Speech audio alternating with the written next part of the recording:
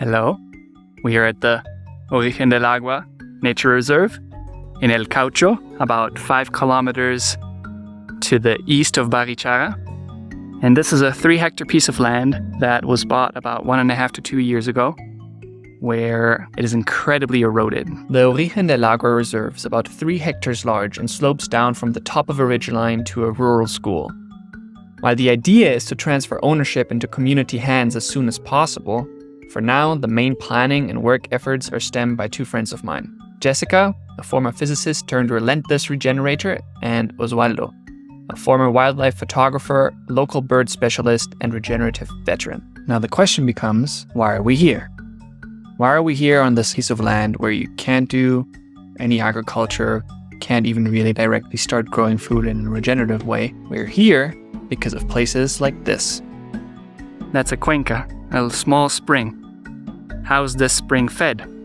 It's fed by water infiltrating into the ground when it rains, being filtered through different layers of stone, and then coming out in a place further below to form a spring. And the more water goes into the earth, the more is stored there, and because the filtering process takes so long, you can have a spring run the entire year. What happens if the water, when it rains, immediately runs off and nothing goes into the earth? Well, then we don't have any springs, which means we don't have any water in the dry season, which means that all of the plants that grow in this area are basically without water during the dry season.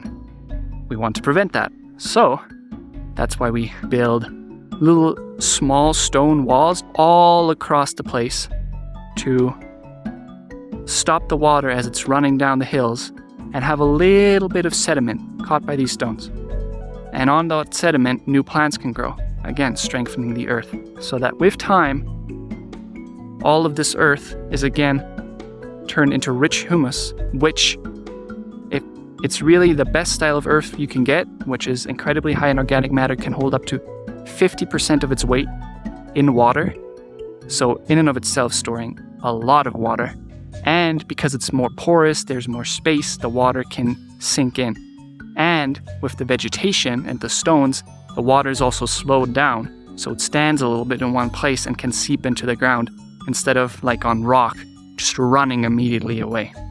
So that is the aim of this place, so that we can have springs all year round. I have one small rock wall right here, slowing it down. And then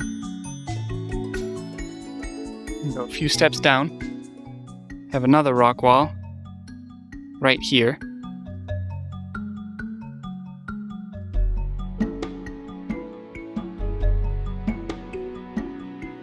So here behind this one you can already see there's a small plant growing, and then this is really what they're aiming for. We have a rock wall.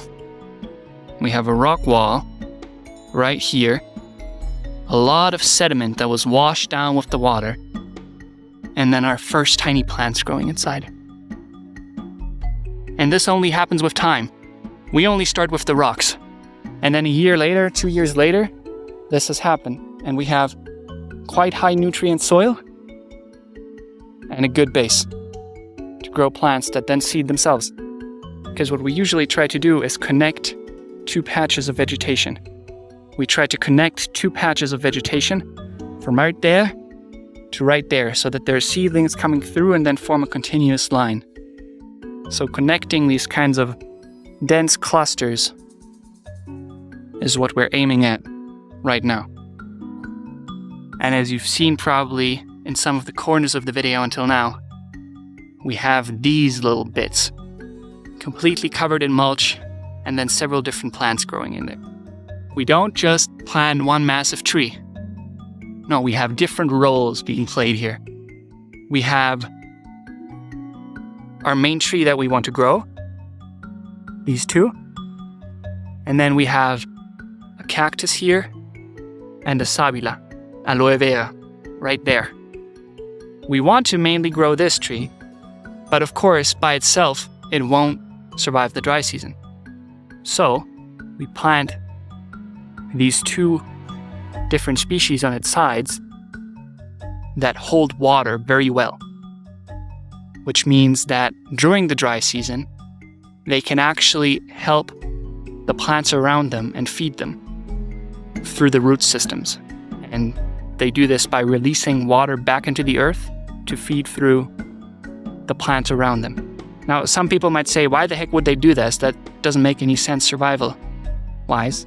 But to me, at least, it seems that many of these plants have somehow noticed that surviving in a functioning ecosystem with a lot of protection from other plants around them and creating a microclimate that suits their growth is a lot more effective in perpetuating their own life than trying to get through on their own.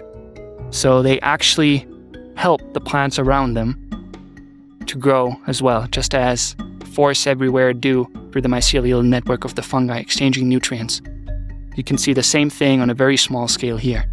And then, of course, we always try to mulch everything over so that when the sun burns down, like it does today, the moisture that we do have in the earth a little bit is protected and doesn't immediately evaporate again.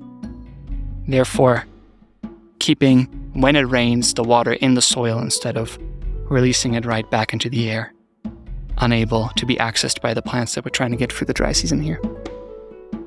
Look at all this variety. Back there you have some fique.